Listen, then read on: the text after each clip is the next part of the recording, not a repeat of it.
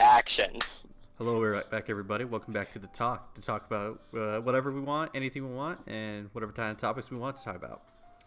And this week we're talking about Avatar, Oh, The Last Airbender, And Korra, and The Legend of Korra. All right, so let Chandler take it away for the topics that we're going to start talking about. So go ahead, Chandler. Okay, throwing me under the bus, even though we didn't talk about this. We're just going to go. Well, you guys wanted to talk about it. It's been a while. Again, it's been a while since I've seen the Avatar. Don't judge me for it. We're just going to go book by book. Avatar to Korra. And I was thinking we could do like favorite character development, favorite fight scenes, like favorite moments, stuff like that. You know what? I actually can't believe they actually did in the Avatar that they showed on Nickelodeon. What? It was the death of that one general from dying from suffocation, and you didn't know. You didn't even know he died until Legend of Korra when they actually showed that he was in the spear. Yeah, mode. General Zhao. Yeah. The Moon Slayer. Yeah. Oh, yeah. Well, I mean, that's kind of like the most one of the most obvious deaths, except for Jet, because we really don't know if he died or not, even though the creators said he died. That's book 2 stuff. But there is also, like in Korra, like they specifically showed a lot of deaths. They straight up showed a murder-suicide in Korra. Come on. I mean, yeah, that's true. They showed the murder-suicide. They showed the Earth Queen's being like her breath being taken out of her in book 3. Honestly, that was kind of terrifying. Like, yeah, they were kind of going like the extra mile, putting a whole bunch of death in a children's cartoon show. I mean, come on. No, I feel like the reason for that was because they were trying to age Korra up with the age group, because like we were like 12 when Avatar came out, roughly, or like that was the age group for that, and like Korra is 17 when in book 1 of her show, so they were like, let's age it up a little bit, make it a little bit more darker, a little more grittier, which is why I love how they also tackled the mental illness thing in book 4, and like Korra like fighting PTSD, and it certainly got a lot more mature. Yeah, you know, you got dark Korra straight up had PTSD in book 4 until she went back to Zahir, and we're just going off the top of our heads right now. We're not even going book by book right now. Okay, well let's go back to Korra, or let's go back to Avatar for the first one. So let's go back to Aang. Yeah, let's go back to the best character of the Avatar series. I'll say this: my favorite character in book 1. Yeah, I mean everybody's favorite character in all these books is Iroh, but like besides that, I think because otherwise it's gonna be like, what's your favorite character book 2? Iroh. 3. Iroh. You know, it's just gonna keep going. So besides Iroh, besides Iroh, I would say my favorite character is Aang because I just enjoyed him, like just his goofy nature. But my favorite character arc is with Katara. Yes, Katara definitely has the best character arc because she like starts as a very amateur novice waterbender who can barely like defend herself. Except like with her bending, it also like is empowered by her emotions, of course, as is everything in animation. But besides that, like seeing her from like episode 1 to the episode with the pirates, with her learning the water whip and just developing through that, and then going even further to the end of the season when like where even Master not Pian now, that's the swordsmith, the swordmaster. Paku, where even Master Paku recognizes her as a master. Yeah, we're almost a master. I would say she's not a master until like end of book 2. Yeah, I don't think she would technically be a master until probably book 4 when she basically stop the rain. Oh yeah, book 3 whenever she like just completely stops it and just makes that big giant dome over her and the guy that killed her mother. Yeah. But just little things that you actually notice, like watching the whole thing. That Hama, the bloodbender. Yeah. Her and the waterbenders of the Silent Water Tribe trapped the ship that we first saw in book 1. Oh. Yeah. Yeah. That's weird. You know what my Yeah. favorite thing about Avatar, The Last Airbender, was how they showed progression. Like with Korra, I mean Katara learning, you know, and becoming stronger as a waterbender, not just, oh, she knows how to do waterbending and she's a prodigy. Yeah. Like, that's kind of one thing that did annoy me about Aang, is because he was a prodigy with waterbending already. Well, because he was the Avatar, it's like he already kind of knew it. I mean, I kind of understand that because Yeah. it's basically a similar style and similar, mentality. But what I did enjoy was when it became a challenge to actually do earthbending. Yeah, because that was the opposite of airbending, because you have to be very solid when airbending is all about being free. It's all about like being very spiritual. It's all go with the flow, Yeah, and Aang is very much like that. Even Aang picked up firebending really easily, but that was also because he had like the dragons to teach him, right. like the original benders. Well, you remember he had the firebender master. He had what's his name? What was his name? Was it book 1? Yeah, it was book 1. No, it was book 1. It was like episode 6, I think. When Aang first met Zhao. Yes. Like face to face. Yeah. It was I think the Netflix description might have it. Yeah. Let me check. I'm sure there's an Avatar Wikipedia. No, but I'm always the Wikipedia.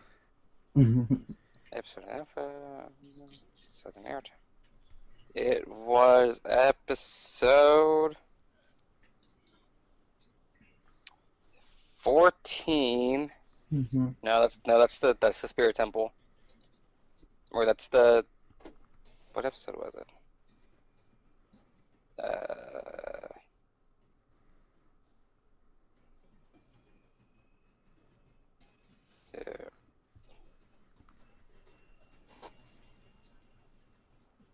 Zhang, the deserter?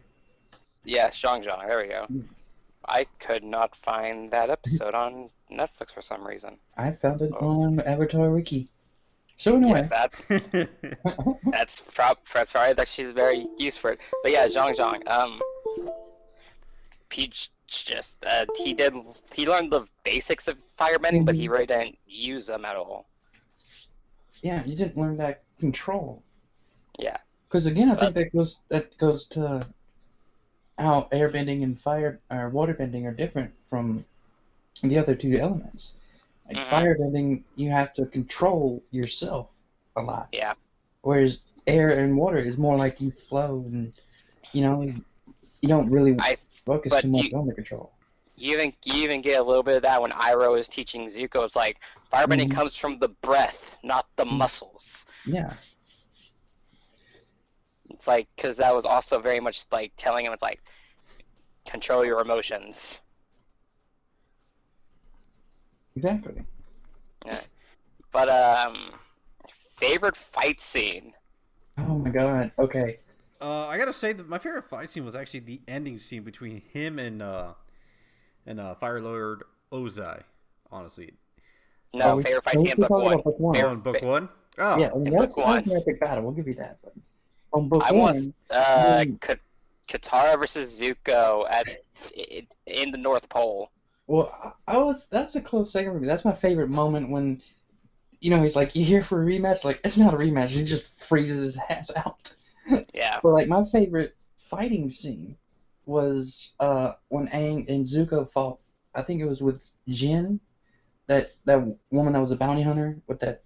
I don't know what kind of creature that was, but that weird like Komodo dragon lizard thing. Yeah, like it used smell. Like, because I love that they were in the well, they were fighting, and it really showed off Airbending's, almost passive combat, Like, not be there, and the whole, because, it's based off Block Wow, and the whole point is to know you mastered is being able to put your hand on somebody's back that you're fighting, Yeah. So.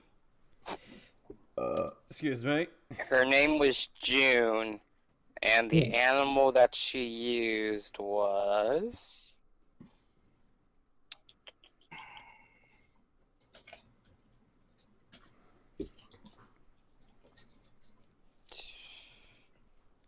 y'all can keep talking while I'm doing this. Oh. Well, it's been a while since I've seen everything. So it's kind of all hasty for me.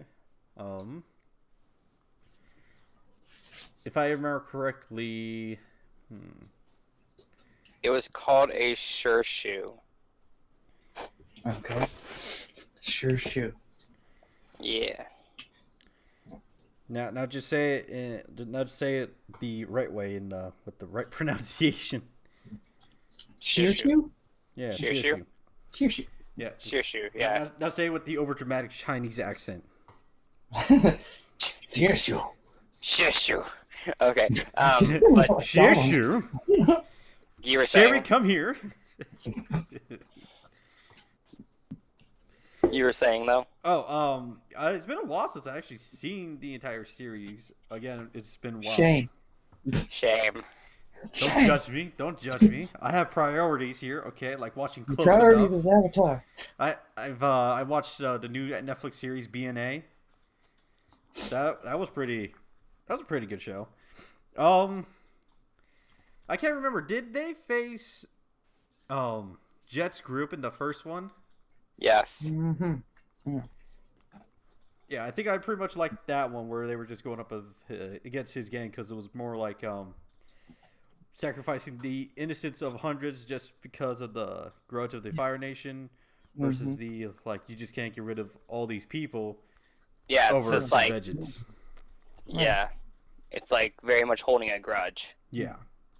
Being blinded by hate. I like that. Ooh, but I've got an idea. I've got one. How about favorite episode and least favorite episode of book one?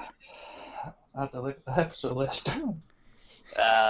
Boy in the Iceberg, Avatar Returns, The Southern Air Temple, Warriors of Kyoshi, King of Omashi, where we meet Boomy, Imprisoned was the Hama one, Winter Soldiers Part 1 and Part 2, the Waterbending Scroll, the one with the Pirates, Jet, which we were just talking about, Yeah. The Great Divide, that's my least favorite episode. I always skip it whenever I just rewatch it. Jet is my least favorite, like, character and, like, episode, I guess. Yeah, like, I can deal with the Jet episode. I don't like the Great Divide, the episode after it. Great Divide, that one's the one with the group, the Earth people. With the two groups. Yeah, that was okay. That one, oh god, I hated that one so much. It was such a weak episode, really. It was honestly a weak episode. I mean, so we got some can funny all agree reactions out of Aang. So we can all agree that's the worst episode of book one. Yes. But then there's the Storm, Blue Spirit, the Fortune Teller, Bottom of the Water Tribe, the Deserter, I love the Blue Spirit. No, the Blue Spirit was great, especially seeing Zuko and Aang fight, even though Aang didn't know it was Zuko at the time. Yeah. It's just like that's when you finally see like the duality. There we go. Yes, thank you. I can't speak. Of like Zuko. I mean, it kind of made me confused why he would be trying to capture him, but then set him free, then just try to capture him in the next episode is what made me confused about that whole thing. He was wanting to recapture Aang for his honor. He didn't want Zhao to have it. Yeah. Well, because there's actually like if you actually pay attention to the show, when Zuko is thinking of doing something good, they show his non-scarred side. If he's doing something bad, or like he's thinking about like capturing the Avatar, something along those lines, they show his scarred side. Wow. Okay, I never noticed that. Yeah, it's like this show is like super deep whenever it comes to like even the cinematography. Yeah, that's amazing. Mm-hmm. I'm gonna have to start paying more attention when I watch these episodes. Oh, sorry. Why your own dice? I was rolling a d20 to see how much I would pay attention. Apparently, I rolled a 1, so I have to pay attention.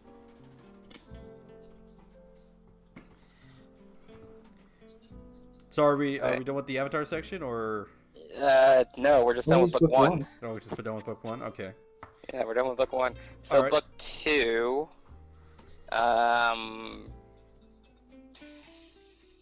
what was the first thing we talked about? Favorite character development? Yeah, favorite character, then favorite character arc or development, I guess.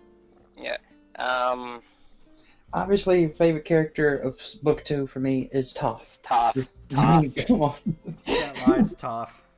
Yeah. Oh, hands down, that's... No, wait, sorry, I am wrong. It is the Boulder. The Boulder is the best, one of the best characters conflicted. that got brought into the show. Yeah, that one... Boulder doesn't need to see why he needs to fight a blind girl. I'm like, oh god, this Boulder Macho Man Randy always Savage conflicted. mixed with The Rock. Definitely Toph, but I also like the more minor character, the professor from the library episode. Oh, yeah. Just because I feel like that's very like accurate on like what someone would do. What, just stay in this freaking library forever? I mean, hey, why not? Let's be honest, let's be honest, it was Ty Lopez the whole time. I Knowledge. Knowledge. Okay. The one Okay, thing I actually kind of hated about book 2 is when they took Appa and then they just like made filler episodes and it just made me more angry. Like, okay, are we done with like the whole side sections of the story, or should we just finally get back onto the main section? Well, I mean, I kind of enjoyed that, like, because again, that showed, it gave the characters more depth. I mean, you have to have conflict for depth, you know, for character. And it can't just be, I mean, it's something more than just, oh, I gotta defeat the Fire Lord kind of deal. Like, you need personal conflict. Yeah, which you definitely got a lot of in book 2. Yeah. I mean, especially in like the middle to the end. You mean especially when Zuko was being hit by that one Earth Nation girl? What? Being hit? Being hit on. Oh, yeah. That was book 3. That was book 3? I thought it was in No, book 2. That was book 2. The Zuko's portion of the Tales of Ba Sing Se. Yeah. Mm-hmm. That's in book 3? No, that's book 2. Okay. Yeah, I was wrong. Where they're running the tea shop? The tea shop. I love that. They're just like trying to live there, you know. Now, my favorite moment though was the fight with Zuko and Jet. Oh, right in the tea shop. Yeah. I saw him heat up his tea. We work in a tea shop. Zuko just grabs the swords of a guard and is like, "All right, I've been waiting for this." He's so fucking ready. He's like, no, screw it. It's like that is what every server, every what every restaurant employee wants to do to sometimes. Mm-hmm. Oh, I'm so much anger that needs to be released right now. So much. Yeah. I would have laughed if he just started saying random things about customers that just like said bad things about him. How dare you call my tea just leaf juice? Just hot leaf juice. Just hot leaf juice.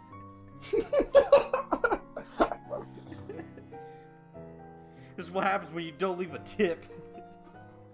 But honestly, real talk, as a server, I hate when people don't leave tips. No, the worst kind of tip to leave isn't no tip. The worst kind of tip to leave is just 2 cents. Dude, know they did that on purpose, and eventually it's like, middle finger. No, if like legit, if someone leaves me like 5, like less than $1, I'm just like, I don't need your petty tip. Keep it. Tip right or don't tip at all.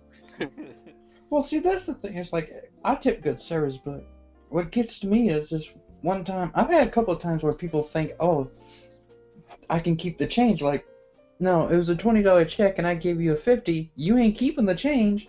That ain't how you get a tip at all. No.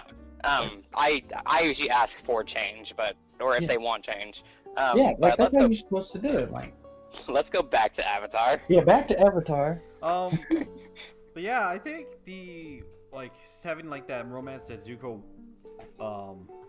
tried to start up but realized he couldn't because of who he was. Yeah, I think that was a pretty good development. Oh yeah, like I think Zuko got the most development like after let's start at the beginning after book 1. Like since the start of book 2, he got the most development. Like yeah. I will argue that his character development is greater than Vegeta's. You're speaking sin, my good man. You're speaking major sin. What? Vegeta's still an egotistical prick. Because Vegeta's character development just copy Piccolo's. Yep.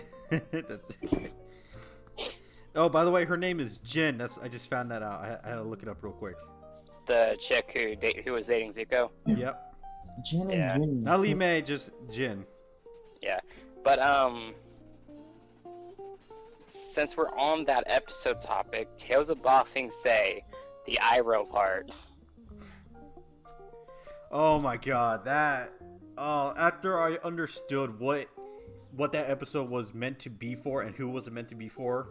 For the original voice actor. Yeah, and that hit me like right in the heart, man. It hit me good because that was the original voice actor for Aku too, and the introducer of Conan. Yep, but apparently this was, I don't know how long ago this was, but the daughter and granddaughter or something like that met the replacement voice actor, and they said even an imperfect imitation of my grandfather's or father's voice makes me want to cry. Wow. Or something like that. I can't tell if that's supposed to make him like honored or insulted, because no. It was like it makes me happy, like happy tears. Okay. Just like being able to hear even an imperfect imitation. You know that dude won't sing that song because he said it's not his. No, yeah, he will not sing that song. Mm-mm. But yeah, that actually hit really good, that episode. Right. And then Appa's Lost Days. Yeah. God. That one was also a bad one. Mm-hmm. Book 2, I think, just kind of punched you in the gut and just kept punching you in the gut, like with every other episode. It's the meme of cry one side, turn over, and cry some more. Yeah. Like, let's be honest, Book 2 was the most saddest one. Yeah. Mid to the end. Mm-hmm. But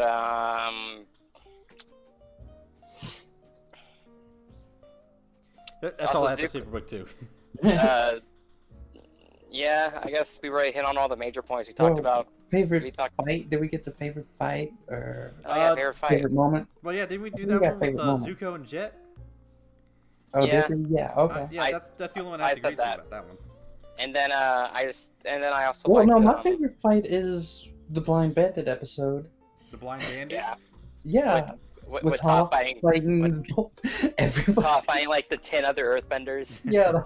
And the boulder. I mean, that was so cool. My favorite moment, though, was her hanging in that metal thing, that cage, just like, just talking shit about how he smiles. Like, I'm not smiling. Just that cracks me up every time. Yeah. What about Book 3, though? Okay. Obviously, like, Aang wakes up from his coma that he got from Azula at the end of Book 2. They they travel around the Fire Nation trying to figure out what's going on, trying to learn about it. I gotta say, my favorite part of that was where Aang started up like a party in a tunnel. Dance party. The dance party, and there was that one kid. Wait. How come none of us ever talked about in Book 1 that one Avatar fan from Kyoshi Island, the one that just literally foamed in his mouth? Oh yeah. And then my cabbages. That's literally just us. My God. Right. I mean, I got to meet Jason David Frank at a Comic-Con once, and I basically did the same thing. I was just like, ah! Yeah. I looked it up, and it's just called foaming mouth guy. That's how it's called. Oh, that's great. Katara impersonates the spirit. Sokka gets the space sword. Actually, I gotta say, when Sokka gets the space sword was my favorite episode. Sokka's master. That is my favorite. Like, no, that's one of my favorite episodes. That's such a beautiful episode. Oh, what about Toph learning metal bending, or was that book 3? I believe that was actually in book 3 when she got taken away. Yeah, but that was like towards the end, wasn't it? Yeah, because she ran into Iroh. No, that was book 2. That was book 2? That was book 2. That was book 2. Oh, yeah, that was book 2, yeah. Yeah, Toph learning metal bending. That was cool, yeah. Mm-hmm. It's like, yeah, it totally makes sense that it's like just feel for the imperfections of the metal. It totally makes sense. I'm trying to remember something that one of the other ones of the Avatar. The foamy mouth guy, and the party. My cabbages. And my cabbages. My cabbages. Best character ever. Apparently, what's his name? Dante Bosco is helping working on the live action series that they're doing. Mm-hmm. Oh, wait, do you have photos and stuff of the live action series before I ever trust another live action series of the Avatar and or anything else? Yeah. It's the original creators and Dante Bosco helping out with it, doing a live action remaster or live action reimagining of Avatar: Last Airbender. So it's basically like. It's going to basically be the show, but in live action. But also, I don't know. I mean, that doesn't look cool, but I don't know. I kind of like to expand. They also said that they were going to they're going to add on to it though. That's good. Yeah, like do more expedition and stuff like that. Because they got a lot of comics that they can draw from. That I would be excited to see, like Toph opening her metal bending school. I mean, I actually saw that from Comic Story, and it was actually pretty good. No, I've been enjoying the comics, but they said they're not there. They said they're just going to do the 3 books. They're not going to do the comics, which I know kind of sucks. I was like, oh, but whatever. That's just such a waste, man. Yeah, but let's talk about the best episode of book 3, the Ember Island Players. You're gonna have to remind me of that one. Where they basically go to see the Avatar movie and everybody just hates it. Oh, that one. It's in my opinion, it is the best recap episode that isn't a recap episode. Yeah, because you don't realize it, because it's so woven so naturally into the story, and it's so hilarious. That, and it's just like the very end of the play, even it's like, hey, this could be a possible scenario if we don't defeat the Fire Lord in time. And then there's this. Then there's still like the character development that Aang and Katara get. There's still like, it's just all like even like the little bit of character development that Zuko gets in it. It's just very like trippy. I mean, all right, best fight of the series. In book 3? Zuko versus Azula. Just like okay, fight. I'm not gonna lie, that one. The final Agni Kai. That one was actually pretty good. Yeah, that was cool, but I don't know. I really enjoyed the fight against Sparky Boom Man. Sparky and Boom. just using the air to just like push back the explosion. Yeah. Like, come on, that was like just amazing. But I think that Zuko versus Azula is the best one. Yeah, it definitely had the best score. And I'm gonna be honest, the score, just the way everything was, like, just the way it was filmed. Yes, exactly. The different color with the fires and everything. But what also was pretty good about it is that you kind of see up at the progression of how she is slowly kind of like losing her mind. Losing it. Yeah. And then at the very end with Katara, like, just encasing them in ice and then just like melting it around her and tying her up. That was actually pretty good. Yeah. No, that fight always gives me chills. Yeah. Can we just appreciate how Avatar or Aang was actually fighting Mark Hamill and his Joker voice of all things? It wasn't really his Joker voice. he did Mark say Hamill? Mark Hamill did say he did put a little bit of Joker into his Ozai voice, but it was also like more serious. I think that's just his villain voice, really. Yeah, I think it's just more his villain voice. It's when he's in Jay and Silent Bob Go to Hollywood, and he's the cock knocker. Yeah. The cock knocker. I guess anything else? That was Mark Hamill. Like, oh my god. Yeah. Anything else y'all want to talk about with book 3? I love the energy bending thing. Like, I know relationships between total cop out, but it still was so cool how he's almost lost. No, I thought the energy bending thing was great. I also loved how like the explanation with it and the expansion of it, where we got in Korra with the Lion Trolls giving the bending to the people of the world. Yeah, but it was still the old masters, like how they explain in Avatar. It's like the moon taught waterbenders how to do waterbending. Dragons taught firebenders to firebend. To bend. And then the elements and stuff, but then the original masters taught them how to use it. The badger moles and the sky bison, sky bison, the badger moles, the moon, and the dragons, which is actually very accurate because I want to say like a 10,000-year-old myth is gonna be altered. Definitely. The present. So I did like, it's like, yes, it was slightly altered, but what 1,000-year-old myth isn't? That's very much true. I mean, it wasn't. I wouldn't even say it was altered as so much as like it was more. We didn't know the full story. Like, yes, these were the masters that originally taught us, but who gave us that ability and so forth? Yeah, exactly. Yeah. So, anything else about book 3 before I move to Korra?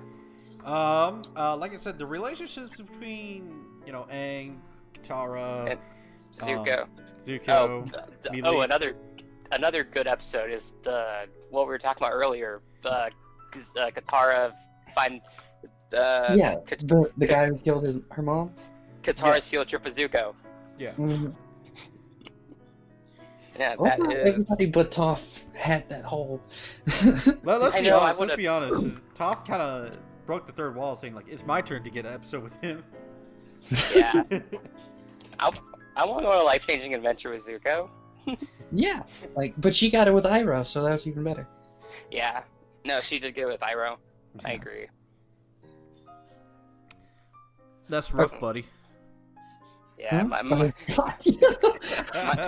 first girlfriend turned her into the moon. That's rough, buddy. Because, do you think Zuko actually believed him? Like, this dude is nuts. I think he believed it. Zuko's seen some shit, so... Yeah, it's okay, yeah. It's just like, I've seen a guy blow up things with his mind. Yeah. I've seen fish become essentially yin and yang for the entire world. Giant spirits. A giant spirit fish from the Avatar. And apparently a flying bison. So yeah, I'm pretty sure I can believe what you're just saying right to me right now. Flying bison, badger mole. Flying bison, the most unaerodynamic creature there is. Turtle ducks. Yeah. Turtle duck. Well, those are just normal in the Avatar world. Mixed animals for some reason coming together. I really want to know how these species blended, because what the crap? How do you get a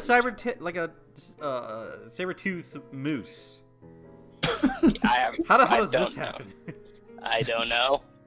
But we can have the discussion another day. Do you want to discuss the comics, or are we just gonna skip over that? I haven't read all the comics. I read up to where they find Zuko's mother. Oh my god, that was so powerful, man. God, that was just... Yeah, but I haven't read anything after that. Me either. No, I've read up to where they formed the Air Acolytes. Oh, yeah, I saw that. I don't think I've read it. I don't know which order I'm supposed to read them in, so I'm kind of just reading them as I find them. It's I know Toph started her metal bending school. Yeah. And I don't think I even finished that. I know Zuko tried to give back an Earth Kingdom from the Fire Nation, and it was gonna destroy everything because even the Earth Kingdom people didn't want that. So and like I like how they did that. They didn't like, it wasn't like hunky dory at the end. Like there were still real issues.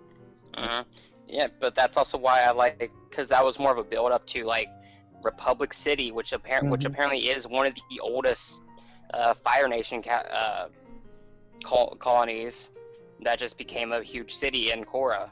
So so that's where that came from.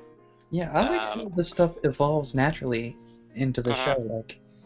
Like you can see the progression of everything, pretty much. For sure. In Avatar, all the way up to Korra. Yeah. So now let's start with Korra. So now we can move on to Korra. So Korra Book 1.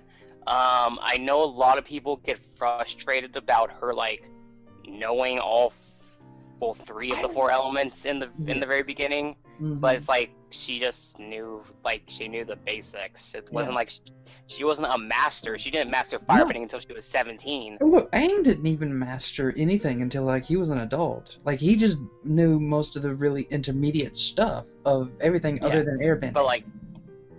But again, Korra didn't master firebending until she was 17, and she didn't start airbending until right after that. Yeah. And I think that's the thing is she had a very good story arc overall, similar to Zuko's if you think about it. And the thing is, she started off cocky because I can do all this. I'm a natural. She was the prodigy. That faced that roadblock of finally finding something she wasn't naturally good at, like airbending, right in the first episode, first episode. Yeah, she just couldn't figure out she didn't know she couldn't release herself. She couldn't become free. Yeah, she wasn't a very spiritual avatar. She could barely she couldn't even talk to her past selves. Yeah. When Aang can do that in 6 episodes into the first book. Yeah. Yeah. I think that's one way they differentiated from her, from between the two, and is because the fact that she wasn't spiritual and she wasn't really interested in the spiritual aspect of it. And Aang was just he started off that way. That allowed him to grow. Allowed her to grow. She just wanted to know how to do it, but she couldn't figure it out. And if you think about it, that kind of reflects most people who watch the show, I think. Because nobody ever thinks about the spiritual aspect. Everybody's like, I want all that power, that'd be so cool. I definitely think Korra reflects more of the older audience anyway, because we were all angsty teenagers. Oh, definitely, yeah. It's that's why I think Korra gets a lot of. I'm not in that boat. I'm sorry, guys. I'm not in that boat. I'm sorry. That's why I said we all were. He's currently an angsty adult. That's the thing. Yes, I am. Okay. Infinite knowledge, infinite power. But yeah, it's we were all angsty teenagers. Some of us are so angsty adults. I'm not an angsty adult. I'm just a very tired adult. We're all tired adults. We're all tired adults. Come on. We're all tired adults. We're all tired adults taking orders from a man taking Dorito tans in a $5 tanny booth. We shouldn't be talking about politics. Oh God. Even though Korra and Avatar are very political in a way. I think the politics in Avatar, Avatar: The Last Airbender, is kind of much better than Korra. No, because Korra strikes way too close to home for me. I'm sorry. No, see, I enjoyed it because what you had was in Avatar, you had Fire Nation equals evil. Just like people who watch Harry Potter, they're like, Slytherin, they're evil. Why don't they just expel anybody who gets put in Slytherin? It was more like Fire Nation. I feel like the Fire Nation was more of an allegory of old fascist communities. It was an allegory of Japan. I mean, it was China? Straight up Japanese trying to conquer, China. Yeah. I mean, the Japanese marched to China for one. First of all, Mongolia charged. Yeah. The Mongolians went to Japan first. Then Japan just decided to strike back. They turned around and did the same thing. I mean, every superpowered nation currently at one point conquered a very large portion of the Earth before getting to what we now have. And actually, we should actually talk about in Ghost of Tsushima about the whole thing about how I just started playing. Well, it's nothing about the story, but it's about the kind of the politics behind it. Not with like, in the game, but more like the actual island belongs to Korea or China and all that stuff. But we'll talk about that later in the section. But we can talk about that in just a different podcast entirely. Yeah, I feel like that. Too bad we're talking about this one. A wild tangent. Yeah. But what did y'all think about the pro bending? I enjoyed it. That felt like, come on, look, we have martial arts. You have kung fu, you have karate, and it used to be this whole, that's all it was super traditional and very small schools and dojos. And then it became this pro thing. And then MMA happened. Yeah, which seemed natural. I feel like the pro bending was definitely an allegory for MMA. Yeah, something like that, and the sportification of martial arts in general. And I'm very much with Iroh, no, this is not real bending. It's a game, I get that, but it is a points game if you all think about it. Huh? It's a points game. Yeah, exactly. It's point sparring essentially. Yeah, but I meant the way they fight with in the pro bending. I kind of enjoyed it. I like how Korra learned pro bending, and she could use that in the natural fighting state and everything. She alternated between traditional bending and pro bending, and just depending on what she needed. Yeah, I feel like that's a good thing too, because she was getting her balance. She was being her own avatar. I think that's what the message they were trying to send a little bit with that is she's, her own avatar. She's her own person. Yeah. I think some points they did go too far with it. I feel like some of it they just intentionally just did Korra's not gonna do this because Aang did this. That's not a smart idea. It's but I liked how after, this can actually be talked about later, but how after book 2, since she got cut off from all of her past selves, she went to Zuko to ask for his advice. She went to Toph to ask for her advice. Well, yeah, she found Toph. Yeah, and then immediately got owned. Of course, yeah, it's Toph. Come on. Toph. But back to the pro bending and traditional bending. I gotta say, pro bending is kind of the rough edition. I need this kind of quick and fast kind of fighting type versus the old fashioned kind of fighting. But again, you can see throughout the whole series of Korra, she alternates between both. If she's if she needs to be quick and if she needs to move quickly, she'll do pro bending. If she can stand her ground and do the traditional stuff, she'll do it. Because that's what she originally learned. So she always goes back to what she knows. Yep. I like that because it was useful, and she didn't just ignore it just because this isn't traditional. Yeah, I think exactly. That's a good message. No, I definitely agree. To be open-minded. Yeah, trying new things, and this works, so I'm gonna incorporate it when I need it, and if it doesn't work, I'm not gonna incorporate that. Exactly. No, exactly. But what about the Amon, the first major villain? Okay. That dude was creepy. Yeah, it was because it was too real, man. Well, that and he's the only person that found out how to actually take away bending without actually being taught by a lion turtle. Well, because he's a bloodbender. Yeah, he I feel like it was more that he was blocking their chi. Yeah, that's pretty much what it was. Yeah. Because it was a bit of Ty Lee's thing. Because that's what she did. She could temporarily take away people's bending. But yeah. But the Equalists had chi blockers. Mm-hmm. But I feel like he was just doing it in a more permanent way. Yeah, he was. feel like it had to. I feel like it kind of intermingled with his blood bending. Mm-hmm. Somehow, otherwise it would have worn off eventually. So he might have been like basically creating a tiny blood clot to block it permanently or something. I don't know. It's very possible because if we just kind of diverging from fantasy to quote science and or just more fiction, depending how people see this. A lot of people dignified she with blood. In a sense, like it's more of the blood flow and how focused you are. Yeah. It could be from that. It could be that he possibly blocked something within their brain.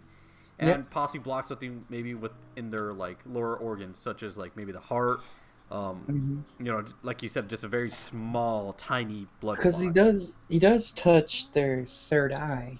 I mean, like that may not mean anything supernaturally, but could mean like there's whatever allows someone to bend the blood has to do with the heart and their mind, because that's where the lion turtle touched Aang. Yeah, and where Aang touched Ozai at the end of book 3. Yeah, like that's in so forth and so on. I think that's possibly it. Like it's just redirecting the flow of blood maybe away from that area. Okay, Mitch. Now show me where the Mister touched you at on this doll here.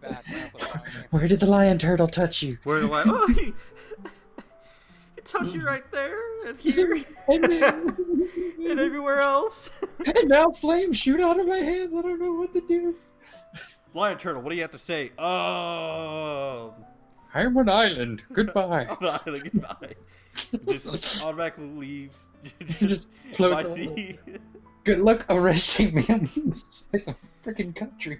Good luck arresting a freaking 3,000-pound moving island country. So. Oh, I shall also return. I shall grab some more coffee. Yeah. But like, going back to the whole how we're supposed to have done this, like, you know, favorite character in book 1, right? Or am I alone now? Yes, I am.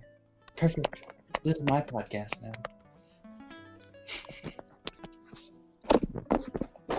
Okay, I'm back. Where were we? You're both freaking left. We both left? Yeah. I asked, okay, so who is your favorite character in book 1 of Korra? Oh. Pabu. Pabu? the fire ferret. I should now return. Okay, Pabu, yeah. I mean, I guess you can call him your character. Okay. Okay, with all seriousness, I love Bolin in all 4 books. Me too. He was sweet and funny, and I enjoyed that. Like. Can we talk about like the hippies in the show, the ones where they went through the tunnels? Like, guys, don't freak out, but I think that kid's the Avatar. That was book like, I think that was book 1 or 2. No, it was book 2. Oh my god. But yeah, that's all the way back in. Yeah, that's all the way back in Avatar. But we're talking about Korra right now. I gotta say, I think I enjoyed I forgot his name, the police detective that was a firebender.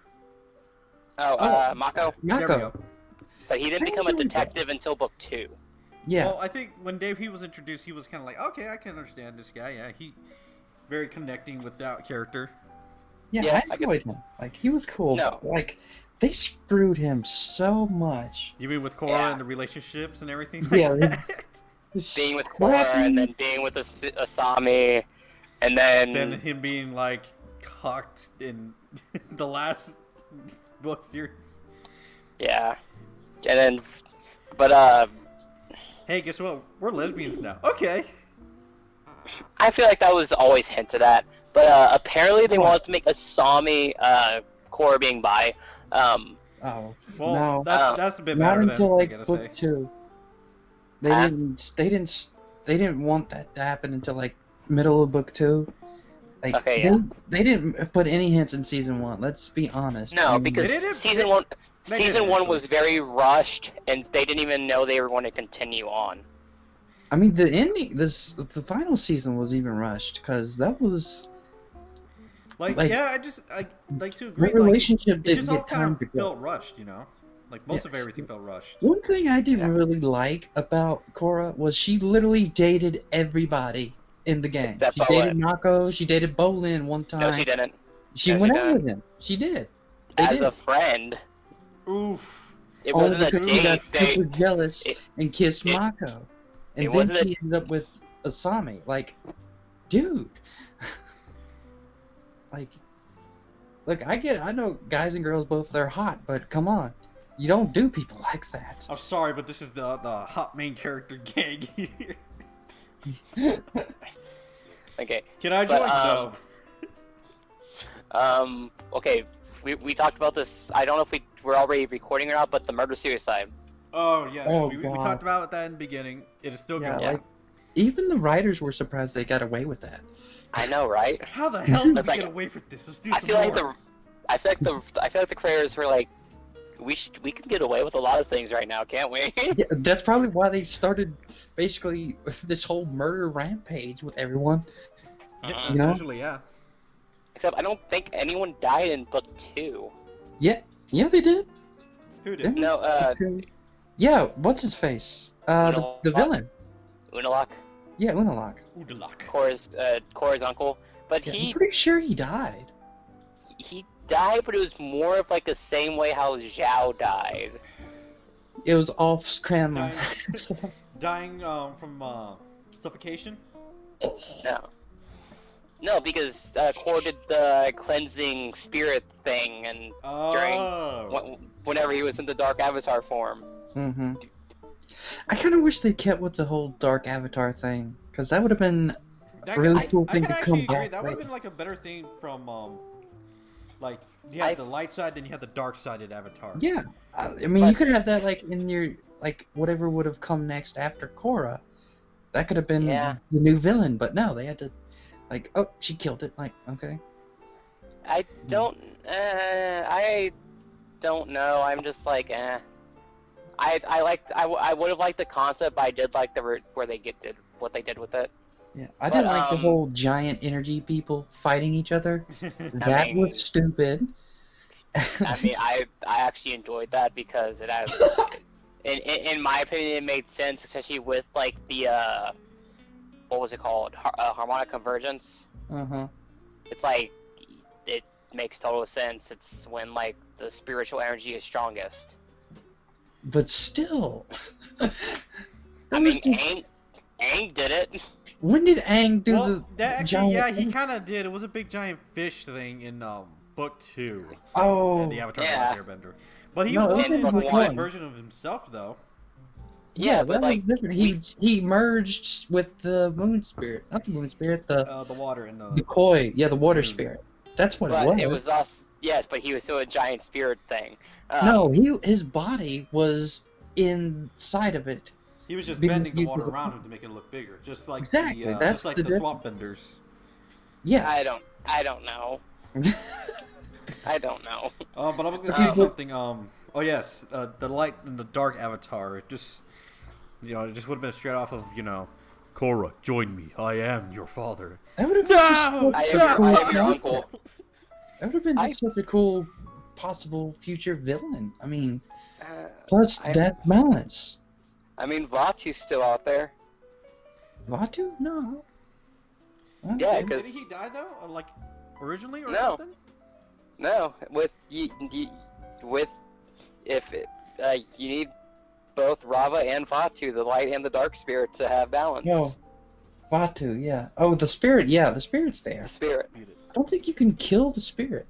Yeah, I don't think you can kill a spirit. But But speaking of the harmonic convergence, do you think it was right that Korra, allowed the spirit borders open? Yeah. Yes. Okay. Yes. Because I have a friend who doesn't. I was like, that's the stupidest thing. It's like, she's supposed to be the bridge between both worlds, man. Mm-hmm. Yeah, she is the bridge between the humans and spirits. She even said what Juan did was wrong.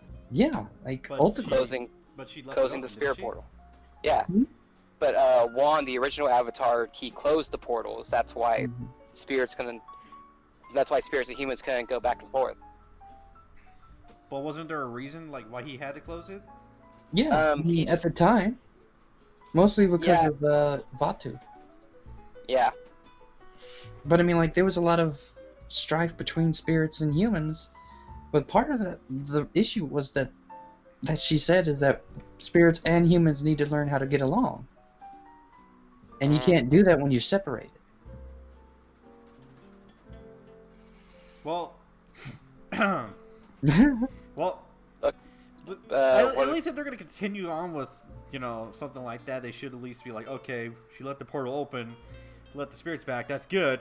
Bad thing is, now bad spirits are coming into the world as well. Yeah. I mean, if they want to continue with it, just saying. I think there should have been more direct consequences. Even the creator said spirits and humans aren't all that dissimilar. Spirits have a morality system much like humans. Yeah. Yes, I agree. Yes, I agree that there could have been more evil spirits, but I feel like they just want to focus on the. I hate this term because you get it from like the superhero shows on TV, but the freak of the week thing, but it's the freak of the season. Yeah. But I actually enjoyed like the big bad of the season kind of thing. Yeah. Because I like season 3's Big Bad. I think he was my favorite villain, the new Airbender. Yes. But that was cool when she kept the portals open. It did bring back new Airbenders, which Aang would have been like. Yeah. This was my dream. Yeah. To bring back the Air Nation. Yeah, exactly. Like, and then a bunch of the acolytes actually turned out to be airbenders, and then season 3 you had them searching for other airbenders. Actually, no, none of the acolytes that were at the air temples were airbenders. There was a few. No. I remember there was at least like 2 or 3. Nope. It was just Tenzin, the kids, and just Tenzin and their kids, and Boomy, but that was it. I still feel like there was a couple of them that was just like background characters. Nope. All the airbenders they had were. I know there was the one that kept hitting on Jinora. That he was a kid that they found in the Earth Nation. Yeah, I know he wasn't like. I didn't mean he was like an acolyte. I meant just like there was few airbenders actually at the Air Temple in Republic City. No, but there were more of them. Yes, there was more airbenders, but none of the original acolytes became airbenders, except for Boomy, if you count him. Okay. Yeah, true. I love that he became one. That was awesome. Same. I actually love Boomy as a character. Mm-hmm. Zahir, I like that was the voice actor that was too. the big He's bad. just fun. Who was the voice actor? I can't remember his name. But like, have you ever seen Grounded for Life? He's the grandfather on that. Okay, let me see. Voice actor. Oh, Richard Riley? Yeah, that's him. I know who he is. Yep, that's him. Richard Riley. Yeah.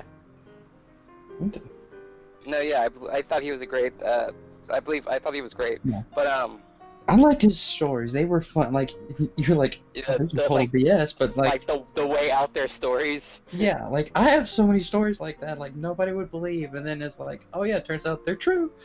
Because he didn't stop that camp, like the evil spirits with just his freaking flute. Yeah, but what about? Okay, we were talking about Zahir, the Big Bad Book 3. Yeah. I actually enjoyed the White Lotus, meeting the Metal Clan, meeting the Toph's other daughter. Yeah, I loved her. Like I hated her kid, but I loved her. She was cool. I like that. Opal? The kid who became an airbender? No, the metal bending prick.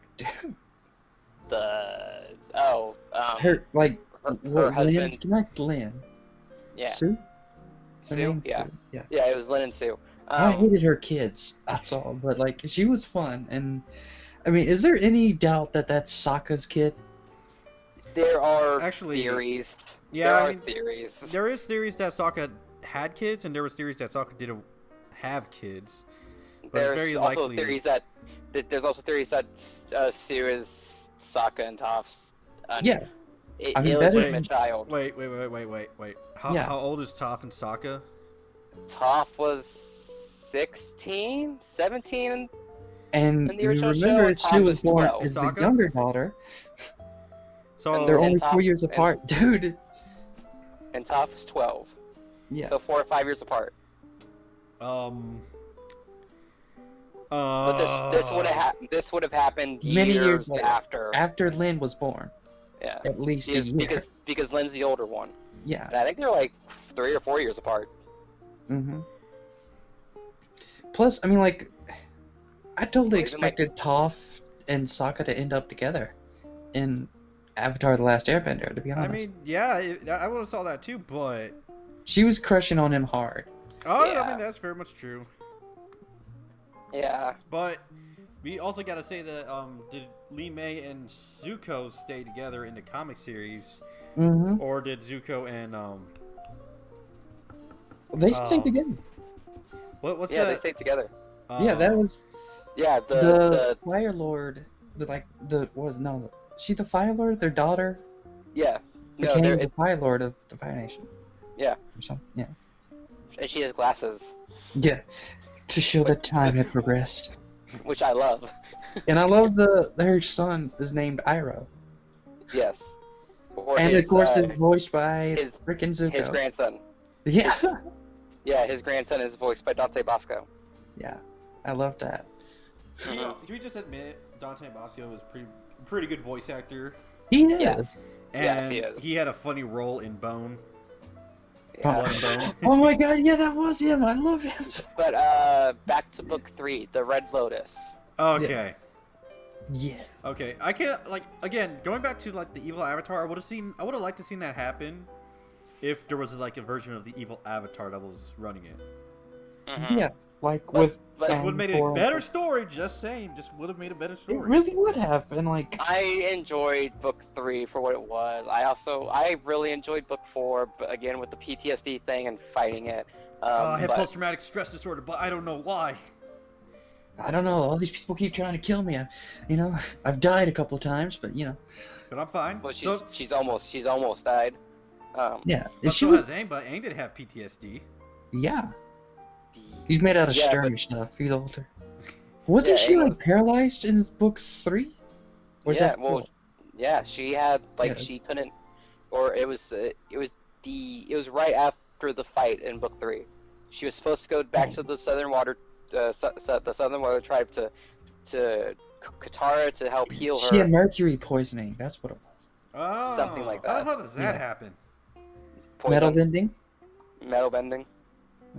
Because Wait, remember, wait. Zahir had basically the Metal, evil Avatar crew. Had his own evil gang. well, the way Zahir said what the the Red Lotus was, it was what the White Lotus was supposed to be, until they became a babysitting group for the Avatar. Wasn't the White Lotus always kind of a babysitting group for the Avatar? No, the White Lotus was a very hidden and dedicated group in the beginning. Kind of like the White Lotus Society in Mortal Kombat. Yeah. Kind of. I say kind of because you're 'Cause, supposed to like, have the White great Lotus- warriors and good warriors too. And I have no clue. But but what about the most gruesome death in the series? When Sue metal bends her fucking armor around the combustion bender's head Oh god, yeah. and basically explodes her. Her freaking face, man. I was Oh, like, what the God. fuck? The Yeah, death. pretty well. the death and everything. I mean, that's Yeah. Thomas kids. You gotta see, they're not gonna be touchy-feely or, No. everybody gets to live. No, you're dead. Well, they did say that Toph gave them too much freedom. Mm-hmm. Yeah, because Because- of how she was raised. Yeah, because Toph had no freedom when she was growing up. And, Yeah, which is why and Sue... so by ended that up knowledge, being that giving them too much freedom kind of just kind of put them on the wrong path and all that. Yeah. Mhm. Which is Yeah. why Sue became kind of a hippie. Why Sue became a hippie and She was she was kind She- of an artist hippie living in a compound, if you think about it, because yeah, a bunch exactly. of And different metal then bending artists. Like Yeah. right, Scoob? And then why Lin became the cop. Yeah. Because like Lin was trying to be like, I want to. She wanted that structure. Well, I am the law. No, I think it was because she wanted to like get Toph's like to get her approval. Oh yeah, that's because Toph started the metal building police, whatever. Yeah. Exactly. Wait. Can Toph technically bloodbend because of the iron in our bloods? No. No. Not enough. You'd have to have a ton of iron in your blood. No. Damn, JoJo's Bizarre Adventures lied to me about Metallica. No, she's not like Magneto. No, that was such a stupid thing in X-Men, I swear to God. The explanation for the metal bending, it was because they're bending the imperfections of the metal. The earth stuff in it. Otherwise, they would be able to bend platinum, but they can't. Yeah, that's why I actually like, because platinum's a very refined metal, and it has very little to none to no earth in it still. Yeah. Do you think the reason Bolin was able to lava bend was because his parents were apparently both earthbenders and firebenders? Well, the thing with lava is lava still has rock. His mother was from the Fire Nation, and his father was from the Earth Nation. Mm-hmm. And his brother was a firebender. Yeah, and he was an earthbender. But yes, that's why one was one and one was the other. But yeah, I think that could be it. That's why he was a magma bender and not a firebender. Yeah. Yeah, that's why he could bend magma instead of being able to bend metal. Well, isn't magma just like melted rock though? Yeah. Yeah. It's burnt rock. Yeah. By the way, I sent a meme. Yeah, I see. Read it closely. I saw it.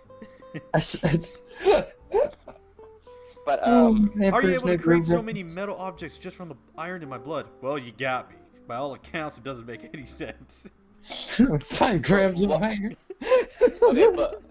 Okay, but what about the what about just Zahir in general? I loved him. Yeah. Like, it would have been so cool if he ended up being like the evil Avatar instead of Unalaq. Because he was basically the Avatar already. Like, he had basically an evil version of Aang.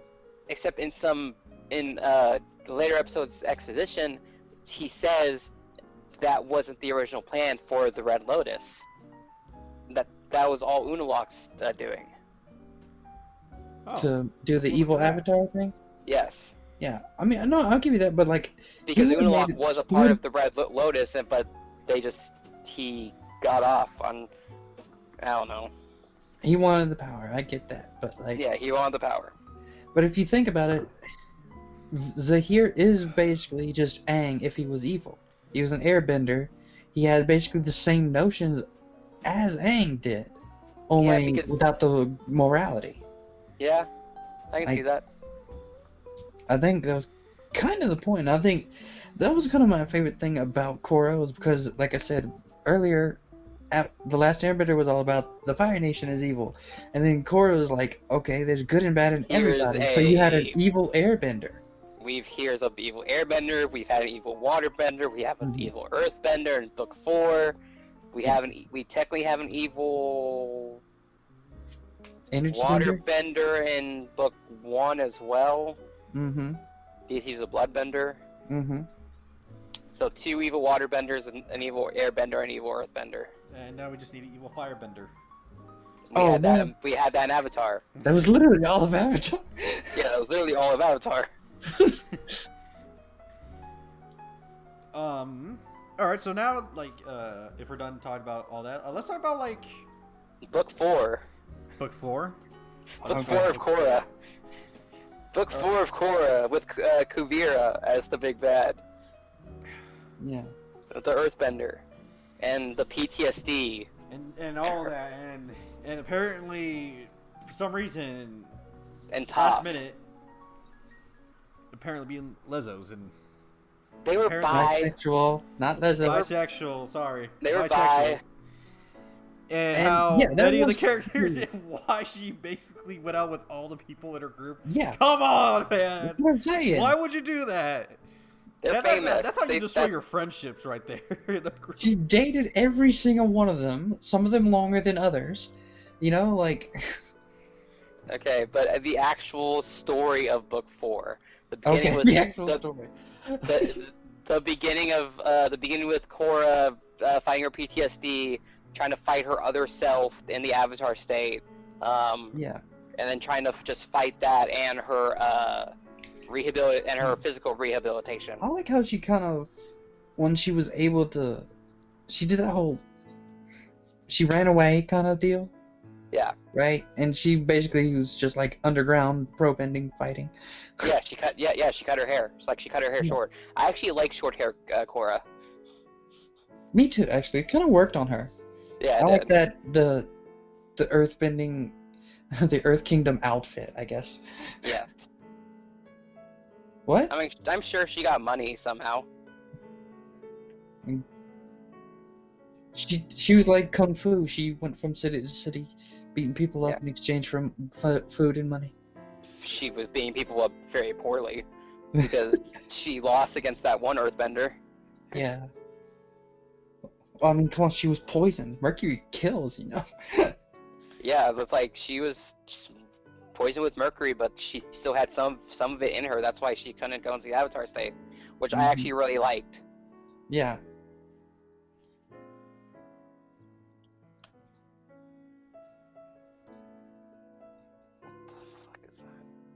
Oh, but and then her the funny thing is, book 3 and book 4 of Korra are like 2 years apart. You mean in the show or? Yes, in the show. Okay, I was gonna say, it's like I didn't remember it taking that long. No, like in universe, book 3 and book 4 are like 2 years apart. So she was like 23. She was 21. 20, I think. 21.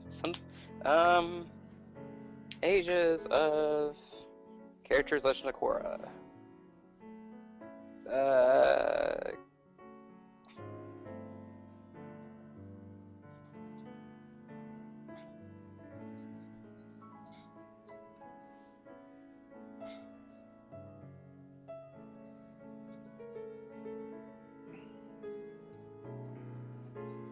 I know she was 17 in book 1, 18 in book 2.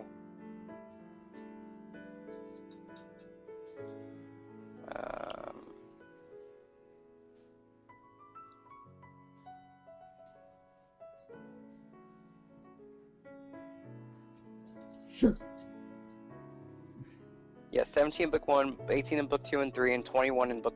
Oh, it was 3 years apart. Oh, okay. Yeah, 21 in book 4. Wow. And then I know Mako was 18 in book 1, so we would have been 19 in book 2 and 3, and then 22 and... Or 23 in book... They were basically 22. all becoming adults at that point. Yeah, they're all, like, adults or becoming adults. Except for, like, the airbending kids, obviously.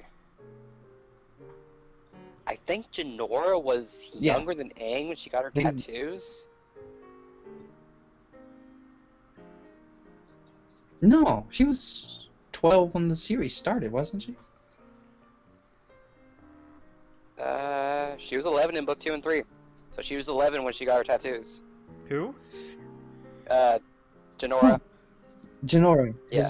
Aang's granddaughter, basically. Okay. Yeah. Yeah, 'cause she got her book 2s in book 3, and so she was 11, and I think Aang was 12. He was 12 at the start of the series, and already had. So he might have been 11 as well. I don't know. Yeah. It is. I think he's still technically on record as the youngest person to ever master airbending. So, and it's possible that he was 11 as well. To master airbending, you need to master all 32 aspects of airbending, or 31, and make your own form. And he did. And he made the air scooter. Yeah. And then Tenzin did the same thing, his son, but he learned all 31 except for this, like, connection to the spirit realm. But he made the air bike, the air wheel, whatever it's called. Yeah. But This is just really a big giant air scooter. Let's be honest. it goes around him and doesn't go under him. Yeah. But anyway. But yeah. But yeah, Kuvira as a bad guy or bad girl, bad woman. Villain. Oh, she's a bad girl, huh? Villain. I'm kidding.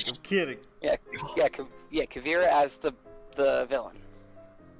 I kind of like she had her reasons. I like that. Like it wasn't evil for the sake of evil. No, it's just like she wants to reunite the Earth Kingdom. Yeah. She was doing it in the wrong way. Yeah. I want to reunite the Earth Kingdom through massive suicide. I will kill everyone death. in the Earth Kingdom. I mean, that pretty much sounds to me kind of like probably the same crap that what's his name? The original Fire Lord. He started the freaking not Ozai. No, the one that started before Earth. That started the whole 100-Year War. With Sozin. Sozin. Yeah, Sozin. Yeah. Like I feel like that's all the kingdoms through massive suicide. That's kind of the stuff. Because wasn't she saying like after what happened with the Fire Nation? Wasn't she saying after what happened with the Fire Nation, their kingdom had been split up, so they needed to basically take it back and more? No, Sozin was just once colonized. No, I mean no. Kuvira wasn't that? Oh yeah, no, yeah, Kuvira. There were too many Earth Kingdom states. Yeah, that was super dark if you think about it, because that's literally just what Hitler said. That's how he convinced everybody. Let's not bring those kind of politics into this. I don't think it's politics. I mean, that's straight. That's Avatar and Korra that kind of history into this. Avatar and Korra are very political. People keep saying keep politics out of children's like kids stuff or like. Well, I think what they mean by that keep politics out of media. Keep politics out of media in general, but like media's always been political. X-Men was a allegory for racism. Here's the thing about that. There's allegory, like what Avatar: The Last Airbender was, and X-Men, and then they just shove it in your face, and this is what you should believe or you're evil, kind of deal. Yeah.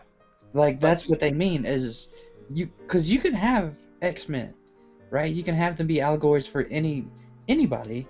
You know, not just minorities or LGBT or whatever you want. You know, it could be just anybody who feels like they're othered. Yeah, exactly. But like in Ultimate X-Men, the reason I hated that was because they made Peter the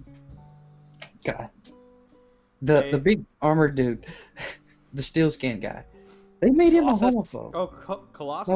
No, they made him gay, and then they made Nightcrawler a homophobe. I'm like, dude, why the hell would you do that? Like, make him gay, sure, but why'd you mess with Nightcrawler? I need to reread the Ultimate X-Men then. But whatever. But yeah, what about the giant? My dinner is almost ready, so I need to hurry this up. What about the giant mech at the end? Okay, I'll give you. I did not like that. I mean, it was really cool with the laser thing and whatever, but I did not like the fact that there was this giant fucking robot all of a sudden. I was like, what was it, like a spirit cannon or something, right? Yeah, it was a spirit cannon because they were using spirit vines. Yeah, it was a freaking robot. That was so stupid. I agree that the mech was a bad idea. Yeah. But the weapon was cool with the spirit cannon. The weapon and the concept was cool, but the mech was just a bad idea.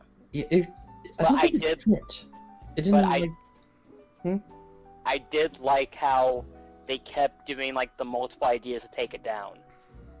Yeah. It's like Milo doing the paint balloon idea to cover the windows. Right. The humming bots to cut through its leg for him to get in. Korra just freezing it with a bunch of water and all that. Right, yeah. I mean, it was an interesting fight. No, and I haven't really watched Book 4 that much. Because, like, I didn't really enjoy the ending, and it was just like, why would you suddenly have a mech in all of this? Yeah, I wish I did explain the mech a little bit more. Right? Like, even if you're like, oh, because, bending, we have it somewhat anachronistic technology, like, but okay, that's like far beyond what we're even capable of. So how the crap did y'all figure that out? I don't know. It just it just did not seem to fit the universe that they had built up. Well, but I did like how they made another spirit portal in Republic City. With the huge explosion. Like I was saying, I did hear Japan is gonna start making their very first mech. Finally, God. We're gonna fucking lose the Japanese again. Again, we didn't lose the first time, right? Sorry, we didn't lose the Japanese. We lost the Vietnamese. Well, we called a withdrawal to that. We lost, and there's a reason why we lost that. Okay, we were spread out too far, too thin. We didn't even had a plan. We just rushed in. Yeah. Okay. Anyway, anyways, Max, yes. Yes, Max. But anyway, in my opinion, Korra is better. Y'all can talk about this later. My dinner's ready. I'll talk to y'all later. How dare you, sir? How dare you? Better than Avatar. There we go. But anyways, Jen, do you wish to continue or do you want to stop here? I can stop here. I mean, I think I've said pretty much. I mean, we could go into that whole why the crap did they rush that love story right at the end there, but I think we pretty much agree that was a terrible decision. It was a very terrible decision, yes. I mean, if you want to do that, fine. Like, you can do that, but there's no exposition, there's no nothing. There's no build up. It's just suddenly, hey, we're dating now. It's like, okay, this okay, cool. Like, it's like any other character growth. A relationship in a story is its own character. So you have to give it time to grow, and they did not. Exactly. And even the writers of the show said they wish they had more time to develop it, but they didn't. And I got so much hate for stating that fact. And you can look it up. The writers have stated this multiple times that they wish they got more time to develop it, but they didn't originally plan for them to be together. And somewhere in the part of towards the end of book 2, they're like, all the fans they should be together. And so book 3, they're like, okay, they'll start down that path. But it just didn't get developed right. I think the main reason is that with ships, and this can be said for a lot of things, not just American anime. It can actually be said for manga and just regular Japanese anime. Oh God, yeah, so much. The fans kind of forcing the editors, creators, and all that to put two ships together forcefully, and it's like, hey, we understand this, but keep your fanfics to yourself, please, and let's just. Look, if that was the idea from the start, right? I'd have been all for it, but if you're gonna let your readers or your watchers dictate how you're gonna write the story, then you're not the writer. And there's a reason a lot of these people who want such and such thing to happen aren't writers. It's because they're terrible at it. They don't understand how to write. I used to be on Tumblr for so long, and all these stories are just hanging out at a coffee shop. It's the most boring thing ever. It's these are the people who wouldn't even watch My Dinner with Andre. And I sat through that boring motherfucker. I sat there, that's literally just that entire topic is just sitting at a diner. They're at this dinner talking about nothing. And I'm nothing happens for 2 hours. Fuck this. I'm glad I wasn't even alive to pay for this stupid god-awful movie. Well, yeah, yeah, that was a weird tangent. But anyway, I am on board with the whole Korrasami ship and everything. I like them together. They're good friends. But, the relationship as it was shown in the show was not developed properly for me to jump on board at the end of the series. I mean, I'm all for, bi characters woo, yeah. But, and everybody always wants to go back to book 1 and act like, oh, she was always bi. I was okay, maybe, but they dropped no clues. And there's this one meme out there that's saying that she didn't have money, so I guess she says, I guess you could say I'm a little bi-curious. And that did not happen. I would have fallen out of my chair if it did. Just cried laughing so hard because I love terrible puns. And that would just be the funniest damn thing to me. But it didn't happen, and it should have. It should have, but like, oh, that's great. I mean, I enjoy the meme, but that's not a canon meme. I don't know what else you want to talk about before we kind of end this. I mean, I kind of like we stayed on topic a little bit better than the last conversation. So. I mean, we were kind of bouncing around, but again, it's about this podcast. It just talks about anything and everything that we want. And we can have topics. We don't have to have topics if we don't want to. I was gonna say something because there was a show I wanted to talk about. Oh God, I can't remember it. Oh God, what's another show or something? It was another show that I wanted to talk about on Netflix, I think. Have you ever heard of a show called B&A, which is Brand New Animal? Have you seen it yet? No, I've never even heard of it. Never heard of it? How about Close Enough? No. No? No. So people, on the next time I do one of these podcasts, it shall probably be me, myself, and I talking about TV series that other people have not seen and recommend. Basically like a top 20. So, with that, I say adieu, and I hope you guys like this Avatar one. Bye, guys.